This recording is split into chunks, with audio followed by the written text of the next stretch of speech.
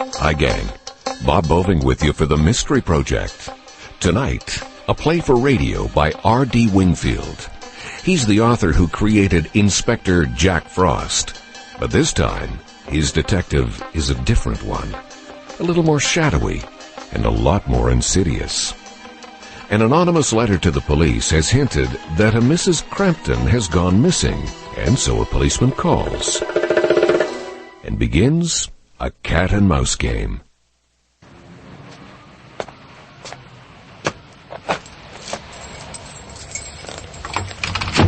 Mr. Crampton, is it? Yes? Ah, good. I was afraid I'd been waiting outside the wrong house. Well, I won't be sorry to sit down. What do you want? Shall we go inside, sir? I say you shouldn't leave silver trays lying in your hall like that. Get out! Feel the weight of that. Asking for trouble, that is. Put it down and get out! You haven't taken to me, have you, sir? Right. I'm calling the police. Then I can save you the price of a phone call, sir. We're here. Robinson's the name. Detective Inspector Robinson. Oh. Well. Now you're in. These places are beautifully laid out, aren't they? Compact but roomy. And the park just across the road. I envy you your home, sir. Are you going to tell me what this is all about, Inspector, or is it a secret? Is that you, John? Oh. Good evening, Mrs. Crampton. I envy you your wife as well, sir. This lady isn't my wife, Inspector. I do beg your pardon. I'm always jumping to conclusions. It used to work for Sherlock Holmes. My wife isn't here at the moment. I see, sir. Of course. What's the matter with me? I know your wife isn't here. That's what I've come about. You've come about my wife? You think I could sit down, sir? I've been standing in that street for the past 40 minutes and my legs aren't what they were. Yes. Leave your coat and go on in and find yourself a chair. What were you saying about my wife? That's better. Oh, you don't know what a relief this is, sir. The years I spent pounding the beat have ruined my legs. You know, no panda cars in those days. Oh, I like your cocktail cabinet. No point offering you a drink, I suppose. Well, no, I know we're not supposed to on duty, but I hate to cause offence by refusing. Gerry. What would you like, Inspector? You never know what little treats are going to have, do you? Let's see.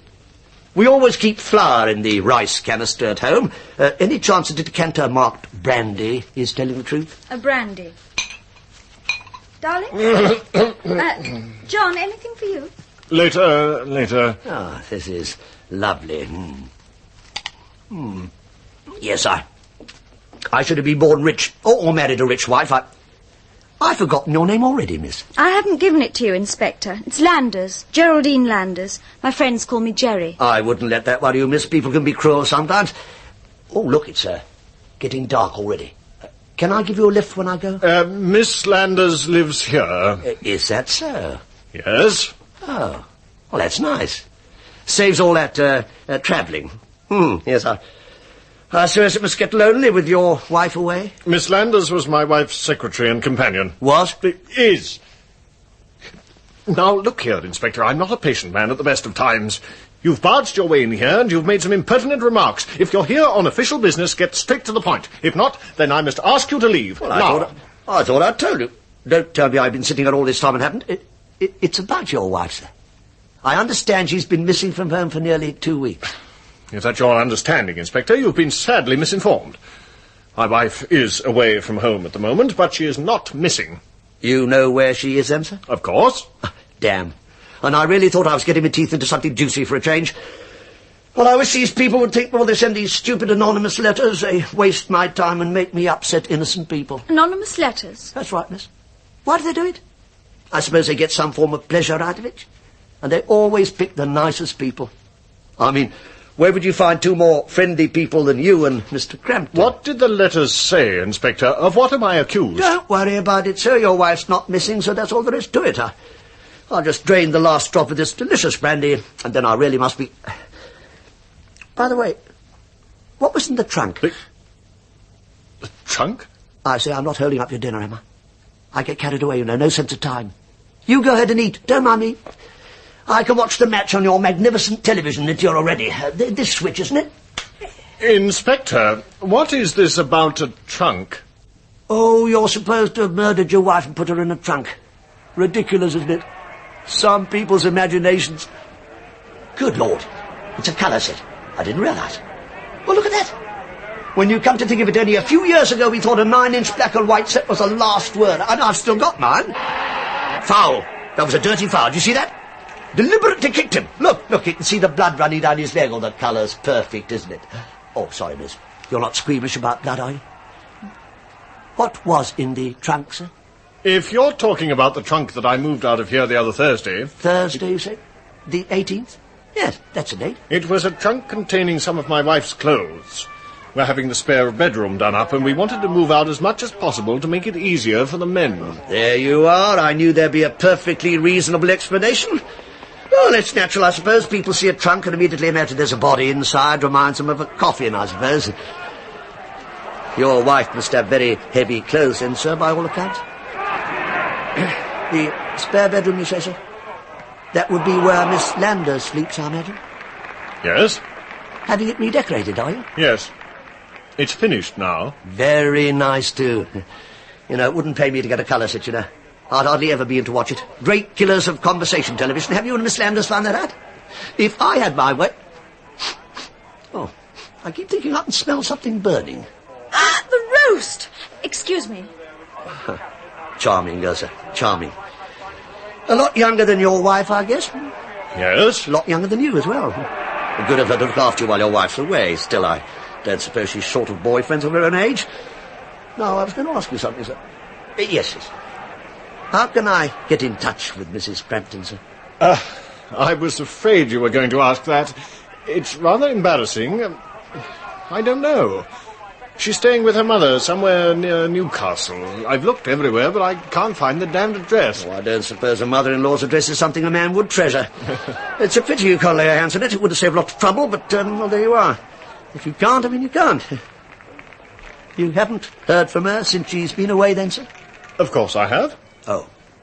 But you've lost the letter. If you'd like to see it, I'll show it to you. Good Lord. Well, I'd love to see it. Yes. Here we are. Oh. Thank you, sir. Dear John, popping off to see Mother for a few days. Will write Mary. Yes, sir. Well, that seems pretty straightforward, thank you. Bet you didn't keep the envelope? Of course not. Why should I? For the postmark. The letter's not dated, you see. Could have been written any time. I'm sorry, Inspector. The next time I'll keep the envelope and get the postman's name and address. Just his number would do, sir. Anyway, as long as good lady is alive and well, it's not a police matter, and I'm sorry if I wasted your time. Not at all. I'll probably pop in again in a couple of days, just in case you've got some definite news about her. There's a lot of red tape, I know, but once we've opened up a file... Oh, look at that fool. If he thinks he can score from there... Oh. Fluke. You put the trunk in store, then, sir? I've already told you. So you did, but you didn't give me the address of the store. Gerry! Yes? What's- Mr. Crampton? What's the name of that place storing the trunk? Paxton's Depositories, Waterloo Road. Ah, I know them, yes, thank you. The dinner will spoil if it's kept any more. The inspector's just going. Well, unless I can help you any more, Inspector... Inspector. Did you see that? He elbowed him straight in the stomach, oh, we didn't like that. Excuse me? Oh, not a sporting man then, sir. Well, I'm only a spectator now, but years ago, I was offered a trial for Arsenal once, you know. That's going back a bit, before my legs go for it. I'm sure this is all very interesting, Inspector. Your dinner, of course. I'm sorry I can't stay, Mr. Crampton, but stern duty calls. Oh, pins and needles, you know. That's better. No cellar under here, then? No. Dr. Crippen bedded his wife in the cellar. Do you remember, sir? This way, Inspector. Thanks for the drink, Miss Landers. Hope I haven't spoiled your dinner. Goodbye. Mustn't forget my coat. In here, is it? No! Oh, it's the broom cupboard. Hello? A spade. Been doing any digging, sir? I didn't think there were gardens with these places. Just put it back, Inspector. Here's your coat. Right. Paxton's Depositories, eh? Well, I reckon I can get there before they close. If you hurry. Right. Can't hurry too much with these legs, sir. Well, the traffic's building up. Well, I look forward to seeing you again, sir. Nice if this weather holds out for the weekend, eh? Goodbye. Goodbye. Well, what do you think? He doesn't know anything. He's just spread a lot of bait, hoping we'll bite. I think he knows something. Oh, rubbish. It's a game of cat and mouse. We're the mouse.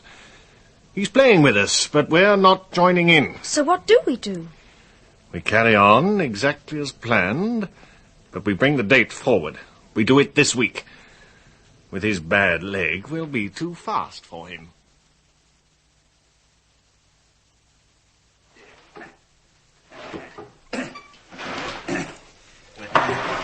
Anyone at home? Who's that? Ah, there you are. I was afraid you'd all be gone. Not the workers, sir. Here till 8 o'clock I am. Well, it's about a trunk. You want the office in? Out that door, first left, then left again. You can't miss it. I've just come from there. It's shut. Oh, that don't surprise me. Catch him staying a minute past their time. They'll all be home having their tea now. They'll have to come back 9 o'clock tomorrow morning. Well, that doesn't help me, I'm afraid. It's got to be tonight. Then you're out of luck, Gov. It must go through the office. Wish I could help. I'm only the storekeeper. What's your name? Arnold. No smoking down here then, eh, Arnold? What? Smoking down here? Good blimey, no. We've got valuable stuff here, and it's all as dry as a bone. Go up in a flash, it would. I see. They're not supposed to smoke in the office, but they do. Like the Battersea Power Station. No one says a word to them, but if I was to have a quick draw, they'd be down on me like a ton of bricks. Not that I would, mind you. Oh, of course not. I've got too much sense of responsibility. No good offering you one, then. Eh? Oh, well, one wouldn't hurt now, would it? I mean, it's not as if I'm not careful. Why is this different from the office? Tell me that. Thanks, Gov. Thanks very much. Here. You know, I shall tell them if they say anything. Here, I suppose you're quite sure the office was shut, and I don't want that Mr. Perkins checking up on me. Sniff out smoke a mile away he can. Got a great big nose, bigger than yours. Well, he must have a big one. Mind if I sit down? No, drag that packing case over. Tar. If my doctor knew the amount of time I spend on my feet... And the hot weather don't help, do it? You're right. And I smoke too much as well. You're pretty well full up in here. Yeah, nothing worth pinching. I've looked. Rubbish dump of the world we are. Anything they don't want, stick it in store. What was it you was interested in? Well, I've got a trunk here, actually. Yeah? And I want to get something out of it. Oh, no. More than my job's worth, that is, Gov. You must have a chit from the office. Can't do nothing without a chit, sir. Even if you was the King of England. Unless you had a chit. Oh, it's one of them new 10-shilling pieces, isn't it, sir? Oh, 2 of them. Well, seeing as how the office is shut and you can't get back tomorrow, what name did you say? Crampton. Just a moment. Just get me book. Crampton. I have to keep all my own records, you know. Is that so, Arnold? Yeah, everything that comes in or goes out, it's all down in my book. We've got 6 clerks in the office, all sitting on their fat backsides all day, but they ain't got no time to keep records. Oh, no, that's for the poor storekeeper to do. Probably too busy smoking their heads off. They're mucking about with the typists. And they get paid for it. That's what gets me. They get paid for it. With a C, is it, sir? Aye. Crampton, spelt with a C. Yes, C-R-A... Yeah, all right, got it. 1 trunk came in on the 19th. I think you'll find it was the 18th. Eh? I don't usually make mistakes. No, I'm right. On the 19th. A gentleman brought it in. Not you, sir, if I remember. No, probably my cousin. A thin fella, dark hair. That's him. Blue estate car. Now, location to H. That means H Bay. It's all down here in my book. This way, sir. And mind how you go. There we are, sir. Bay H. And just in the corner's your trunk. See? Crampton. Arnold, you're a genius. 12 clerks couldn't have found it better. Give us a hand to get it out. Right. Oh. Tar. Ah, damn, it's locked. Well, you got your key, haven't you? Yes. Just a question of finding which one. Blimey, Gov, how many you got there? Didn't you wonder why I led sideways when I walked? I think this could be the one. No. Then this one. Ah, done it. You better stand back, Arnold. Why? Because we don't know what we're going to find in it. Hey, you sure this is your trunk? Now, just shine the torch on it, old sport. Don't ask embarrassing questions. That's it. Now, hold your breath and... It's only old clothes. Well, what did you expect? Tonight's star prize? I better make certain there's nothing nasty underneath. No, there's nothing. Thank goodness I've got a weak stomach. Now, let's get it back. Right, here on then. Go on. Oh, yeah. Oh. It came in on the 19th, you say, Arnold? That's right. Very interesting. Here, wait a minute. Shine your torch on it again. It's red. Well, I can see that. But it's the wrong colour. Well, not according to my book, it's not. I'm not questioning your book for one moment, Arnold. Come on, let's get downstairs. I've had about enough of this place.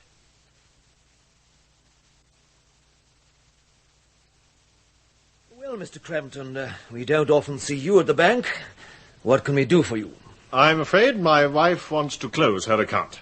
What have we done? Oh, no, nothing like that, of course. We're perfectly satisfied. My wife is up north with her mother at the moment. Her mother's very ill indeed. Matter of days, I'm afraid. Oh, I am sorry to hear that. Thank you.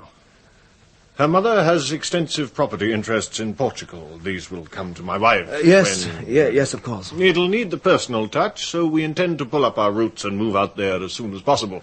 I think I envy you. As we're leaving England, my wife will want to take her money with her. There are difficulties. Portugal is outside the Sterling area, and you'll come up against exchange control regulations. I know. That's why we want the money in cash. In cash? There are ways of getting money into a country other than through the official channels. Mr. Crampton, if you think the bank could lend itself to... I'm not asking the bank to lend itself to anything, Mr. James. All I'm asking the bank to do is to pay out my wife's money, her own money, in cash. I don't think you can refuse. If that's what Mrs. Crampton wants, very well. I suppose you know how much there is in your wife's account? Roughly. I have the exact figures here. Her account stands at £37,850 and 89 new pence. She surely doesn't want a sum of that size in cash. She does. Well, I could only advise... Very well. You'll have to give me a couple of days to get the cash in. I suppose there's some sort of form you'll want my wife to sign? I'll get one drafted out, and Mrs. Crampton could come and complete it when we hand over the money. I don't think she'll be able to come down, but give it to me and I'll see she signs it. With respect, Mr. Crampton, you don't think we'd hand over a sum of money of this size to anyone other than the holder of the account? And the account is in your wife's name, not yours. I'm fully aware of that. Tell her to call and see me any day this week, except Wednesday. I can't manage Wednesday. Then, if she's still of the same mind, I'll be pleased to hand over to her the trifling sum of £37,850 and 89 new pence. In cash.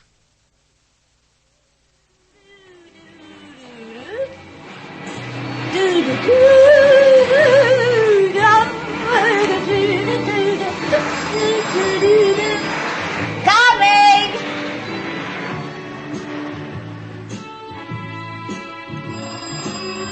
All right, I'm coming!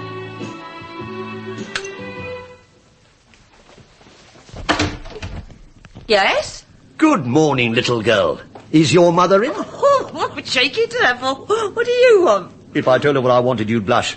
So I'll tell you why I've called. I'd like to see Mr. Crampton. Oh, he's out.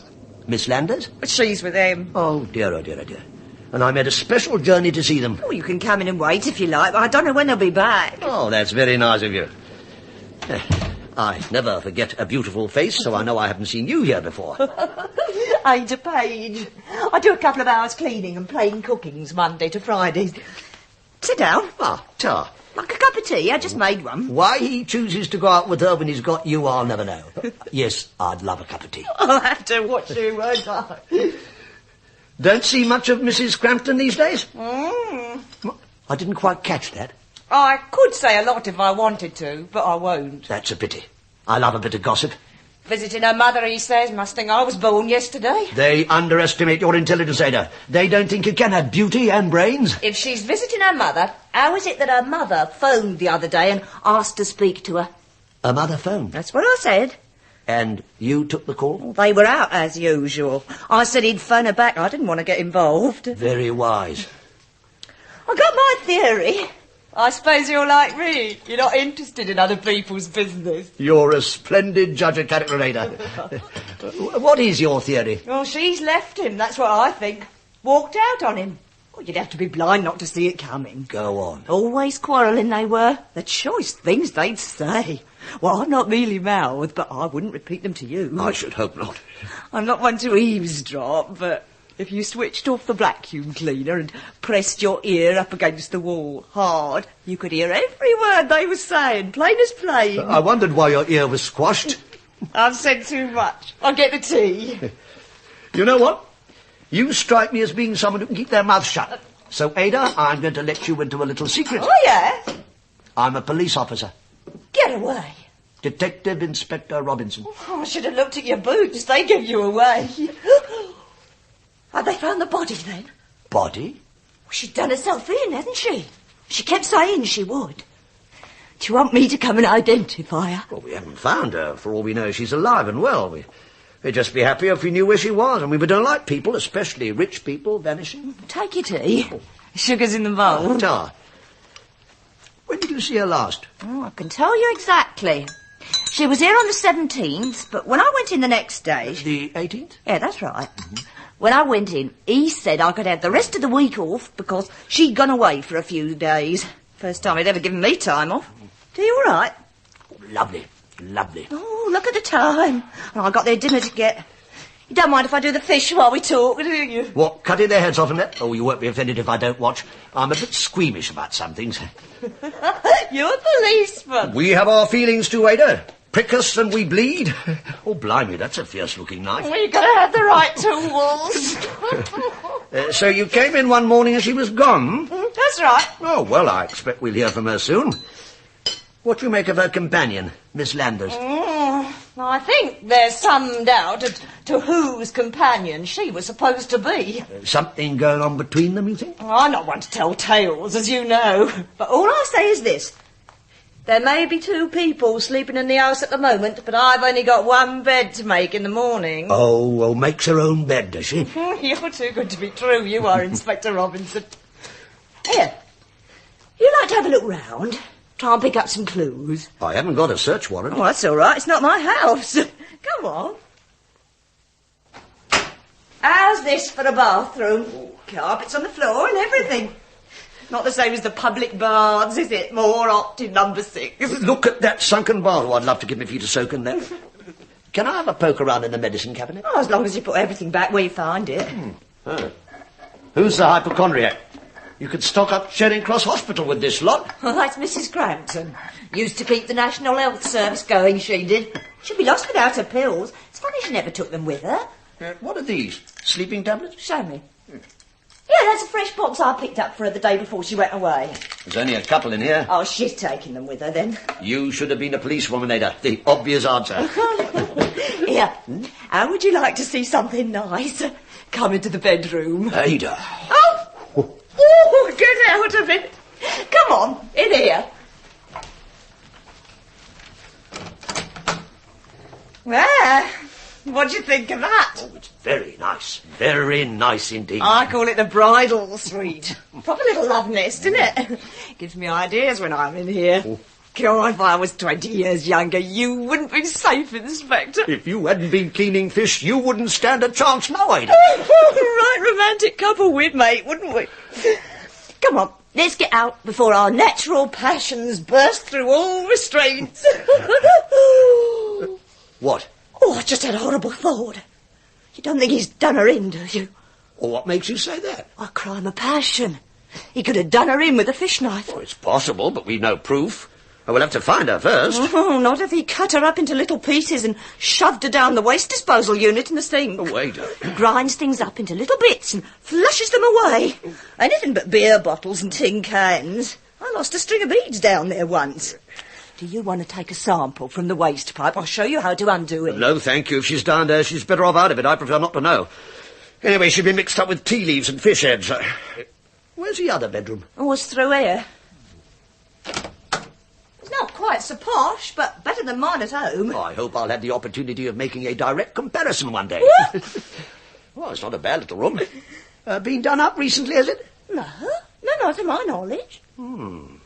Oh. Well, thanks for showing me around. No cellars or attics or priests' holes you've kept from me? No, you've seen the lot. What's through that door? Oh, that leads out the back way, the tradesman's entrance. Well, I hope I didn't offend him come to the front. Well, it doesn't look as though he's coming back for a while, does it? Any idea where I could find him? Well, I know he was going to the bank, but he'd have left there by now. There's one place you might try. Do you know that posh place called the Wine Cellar, just off York Road? Yes, I know it.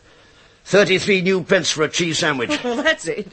Well, they always go in there for a drink before dinner. Well, I think I'll draw all my savings out and go and have a drink there myself. I particularly want a word with our Mr. Crampton. I'll see you later.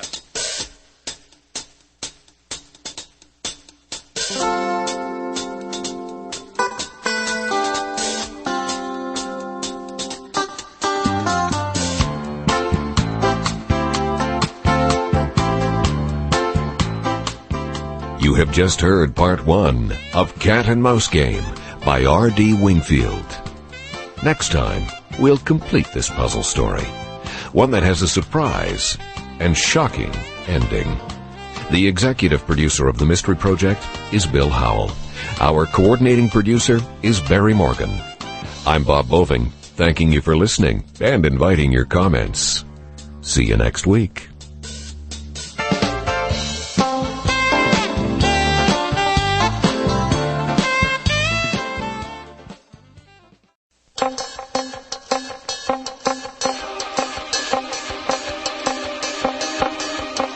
Hi, gang.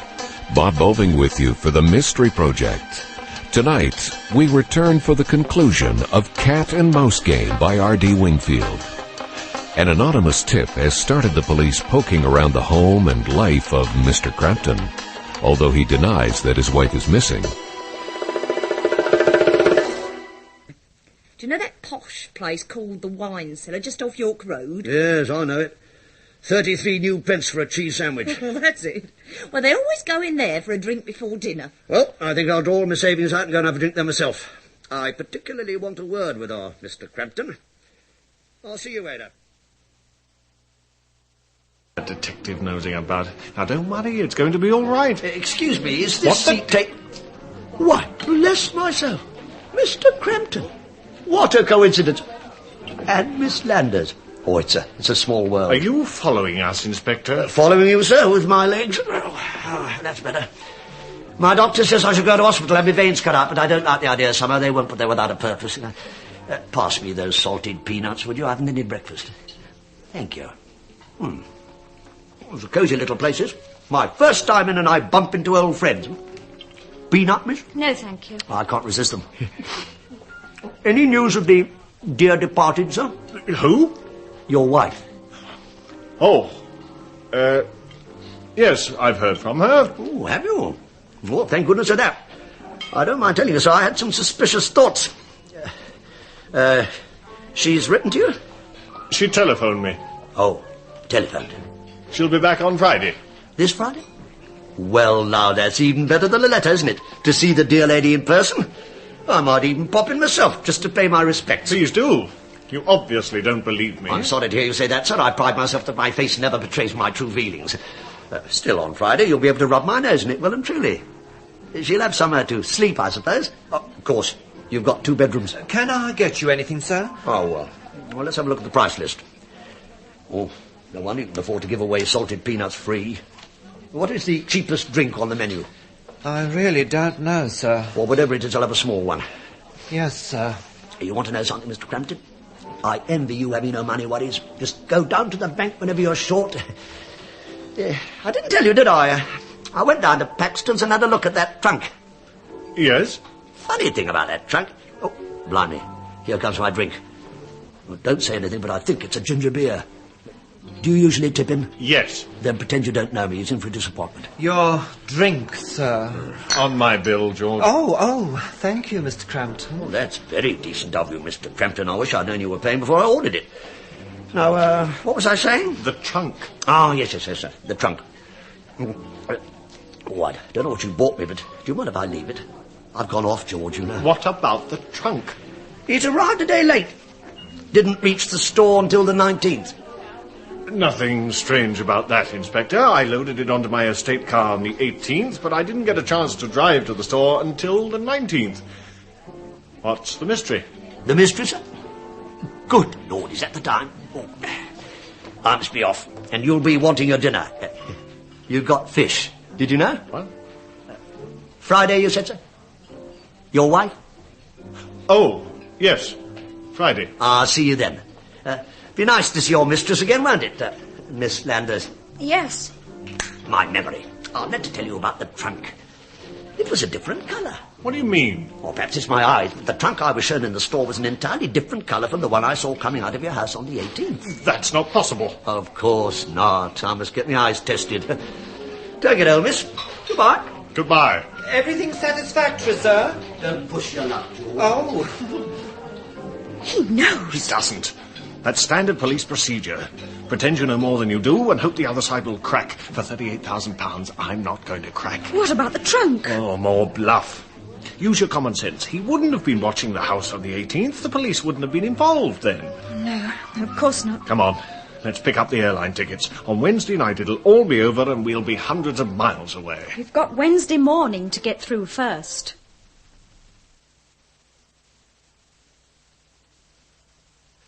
You'll just have to tell Mr. and Mrs. Crampton I can't see them today, Jones. It's Wednesday. The manager's away and I'm up to my eyes in head office returns. Tell them Mr. James will be back tomorrow. I've told them that, sir, but they say they must see someone today. Oh, I don't know. They stick a few pounds in their account and then expect you to be their personal servant any time it suits them. That television advertisement did us no good at all, Jones. No good at all. I've bought the file in, sir. I haven't got time to look at files. You'll just have to tell them to come back tomorrow and... Oh, that Mrs. Crampton. Oh, she's one of our largest depositors. I will see her. Jones, have you any idea how many brown foolscap envelopes we'll use over the next 18 months? No, sir. Well, head office wants to know. You take over these returns and show Mr. and Mrs. Crampton in. Ah, Mr. Crampton. Good morning, Mr. Dennett. I don't think you've met my wife. Mrs. Crampton, this is indeed a pleasure. Do sit down. Thank you. Sure. You're in mourning, Mrs. Crampton? Her mother. Oh, I am sorry. We were hoping to see Mr. James. Any other day but today, sir. He's at a branch manager's meeting at our head office. They only hold them once a year. Your girl distinctly told me he'd be in today. Oh, I don't think so, sir. You must have misunderstood her. All right, I won't pursue it, but it's annoying. My wife always deals with Mr. James. All right, John, don't make a fuss. I'm sure Mr. Dennett will be able to help us. Of course. We've come to collect the money, Mr. Dennett. Oh, dear. Anything else but that? I don't follow you. The money's here, isn't it? Mr. James assured us. Oh, yes, it's here in our vault. Then what's the problem? Well, this is something Mr. James has been dealing with personally. My wife has indicated she's perfectly willing to deal with you if it's impossible for Mr. James to be here. Oh, yes, it's most kind of her, but, well, it's a very large sum of money, Mr. Crampton. I've never had the pleasure of meeting your wife before. I should be able to identify her. Then I'll identify her for you. This is my wife. The manager will be back tomorrow, so couldn't it wait till then? We fly to Portugal tomorrow. Oh, dear, I just don't know any other day but today. I'm a patient man, Mr. Dennett. Of course. What's the matter with me? Hello? Dennett here. Get me head office, would you? I want to speak to Mr. James personally. And you might mention it's extremely urgent. I'm pleased to say your troubles are over if the mountain won't come to Mahomet. I don't follow you. Well, we can get to our head office in half an hour by car. I'll run you over. Mr. James can identify you, and then we'll come back for the money. It's all so simple, isn't it? It's too much trouble. Nothing's too much trouble for you, dear lady. You look a bit pale. There's some sherry in the manager's office. I'll just fetch it. John, don't panic. Give him a chance to go, then we'll get out. Quick, just follow me. It doesn't matter who calls us. Straight to the car. Oh, damn. Oh, was that my phone? Excuse me. Dennett here? It's about your call to head office, Mr. Dennett. I've just been through. Mr. James is in at a meeting and can't be disturbed. But this is urgent. I explained that, sir, so they contacted the general manager. The general manager? Oh, dear. He said that if you can't manage one day of the year without Mr. James, and it was something you were incapable of handling yourself. Incapable? Oh, did he say incapable? Yes, sir. He said that if this was the case, please let him know, failing which he'll presume you will deal with it yourself. Oh, it's all very well for them up there. All right, thank you. I'm sorry for that, Mr. Crampton. I've decided I shouldn't trouble Mr. James. After all, he's left me in charge. I'll get the money sent up now.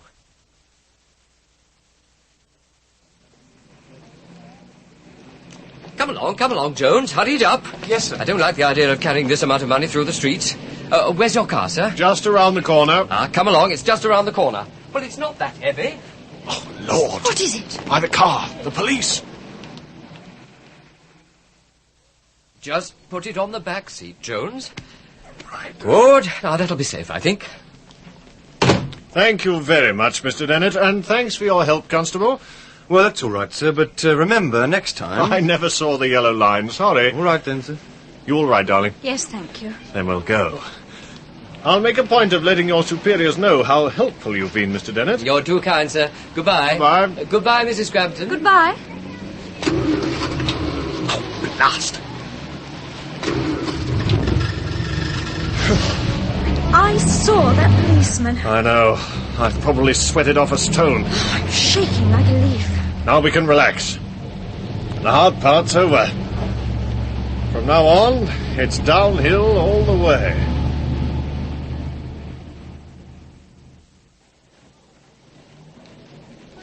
Right, Jones. Back to the bank.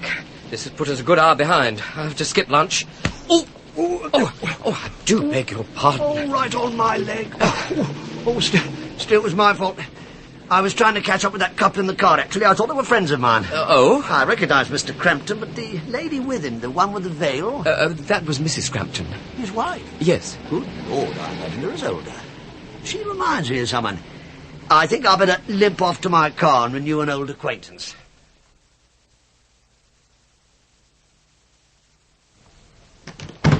We've done it! You and your cars following us. I won't feel safe until we're on the plane. Do you want to have a look at the money? I just want to get out of here. OK, we'll leave the car. You go and phone for a cab while I mix us a couple of stiff drinks. Make that 3, would you? Robinson! You're not pleased to see me, are you? Ada said you wouldn't mind if I came in and waited, but I should have trusted my natural instinct. John! All right. What do you want, Inspector? You haven't introduced me to your wife, sir. Oh, I beg your pardon, miss. It is you, isn't it? Someone told me you were Mrs. Crampton. Now, who was it? Oh, yes, a bloke from the bank. And you're in mourning, miss. Not your wife, I hope, sir. Just as she was looking forward to coming home this weekend. We're in rather a hurry. Can you come to the point? I think you'd better get the lady a drink, sir. She looks a bit groggy to me. Gerry? I'm all right. Oh, well, I can still remember how nice that brandy was you gave me the other day, sir. Give him one, Gerry. That is kind of you. Thank you very much, miss. Oh, well, that's better. Oh, here's to our loved ones, wherever they may be. Yes, the bloke at the bank thought you were Mrs. Crampton, miss. You'd think the chap in charge of nobody's customers looked like. The days of personal service are gone, aren't they? You're just a number in a computer now. That's progress, I suppose. What have you got in the bag, sir? Don't touch it. It's quite heavy. Put it down. Just being nosy, sir. Whoops, I've undone it. Oh, phew. Been robbing a bank, sir? Don't move, Inspector. No, that's not very clever, sir, is it? Give it to me, sir. Keep still. Is that the gun you killed your wife with? Stay where you are. If you move... Oh, come off it. I'm an old man. Oh, my back. Don't leave me crouching down here. I don't trust him, John. You flatter me, miss. It's all I can do to straighten up. No. I'll get it, miss. This job is getting too much for me. I'm sorry to hurt you, sir. Now you know why policemen wear big boots. Now, let's have a look at this gun. Oh, it's not loaded. And judging by the state of it, I'd guess it hasn't been fired for years. You were having me on, weren't you? Are you all right, John? Let him alone, miss. He's just a bit winded, that's all. How much money in here, then? Nearly £38,000. And you got this far. I bet my name will be mud with you two from now on. Oh, you're looking a bit better, sir. What's going to happen to us? Well, that depends on what you've done, doesn't it? What do you want to know? Shall we forget all the little fibs of the past and start telling the truth? What's happened to your wife? She's dead. Yes, I was afraid of that. Which one of you killed her? My wife killed herself. Still sticking to facts, are we, sir? It's no good, John. He won't believe you. Try me, sir. How did she die? She committed suicide. I don't know how many sleeping tablets she took. Gerry found her. I thought she was asleep. I touched her. She was stone cold. What makes you think it was suicide rather than accidental death? She left a note. Would you get it, Gerry? She was very neurotic, Inspector. Used to keep imagining things. What sort of things? Oh, that I was having affairs with other women. But you reassured her, sir, of course. Naturally. Here's the note, Inspector. Thank you. Poor woman. What she must have gone through. Nothing for anyone to feel proud about in there, is there, sir? My wife was the one with the money, Inspector. I haven't got a penny. Even this house is hers, not mine. So? In her will, she leaves nearly everything to charity. I get practically nothing. And you thought you'd keep her death quiet until you'd had a chance to milk her bank account? Who signed the cheque? I did. I see. I'd have been left with scarcely a penny, Inspector, not even a house to live in. And no colour television, a poor reward for your loyalty and devotion. And what did you do with her body? We got it into a trunk, and I took it down to Epping Forest. I buried her as best I could. God, what a night that was. I never want to go through that again. Well, that'll be reassuring for your next wife, sir. In case anyone had seen me leave the house with a trunk, we packed another trunk with her clothes the next day, and I took it into the store. Oh, that's clever. I wouldn't have thought that, you know. No imagination, that's my trouble. Oh, we'll have to dig her up, you know. Do you remember the spot? I think so. It was dark, but I should be able to find it. Good. There's a law against dumping stuff in the forest. We'll have it out before you get into any more trouble. Would you show me your hand, sir? Eh? And yours, miss? Thank you. Handcuffs? In case you fancy running away while I'm making my phone call to the station. If you'd like to change your story before it gets official, sir, now's the time to do it. I don't understand, Inspector. Still sticking to suicide? Oh, no doubt there'll be a post-mortem that'll prove she died of an overdose. Yes, we'll have you for embezzlement, sir, but I reckon you'll get away with the murder. I hope you'll be prepared to repeat that before witnesses. No fear, I got no proof. Just suspicions. How did you get her to take all those sleeping tablets? In a drink? Was it in a drink, miss? I don't know what you're talking about. Of course, it might have been suicide. In her neurotic state, it wouldn't have been difficult to have driven her to it. That'd be more in your line, I think. Aren't you treading on rather dangerous ground, Inspector? I shall make a point of informing your superiors of this conversation. And I shall make a point of denying it, sir, and I'm probably a better liar than you are. Why do you keep suggesting it's murder? Did you know your wife employed a private investigator just before she died?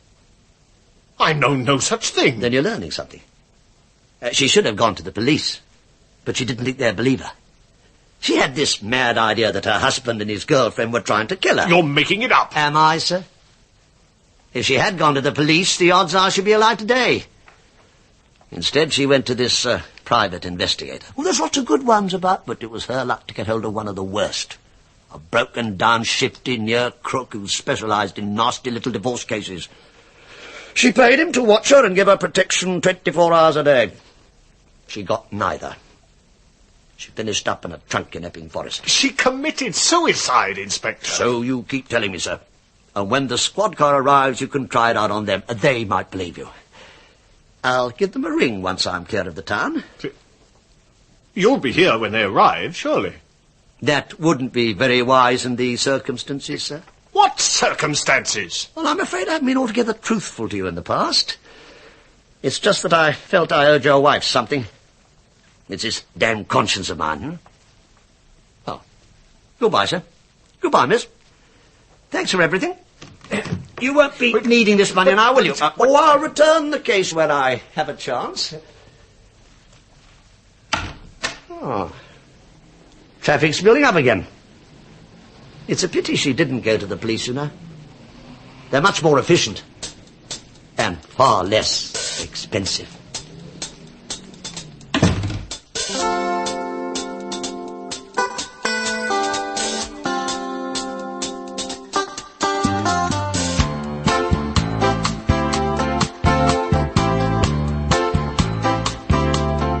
You have just heard the conclusion of Cat and Mouse Game by R.D. Wingfield. Featured in the cast were Hugh Burden as Robinson, Michael Kilgarriff as Crampton, and Jill Shilling as the girl. The program was produced in London at the BBC. The executive producer of the Mystery Project is Bill Howell. Our coordinating producer is Barry Morgan.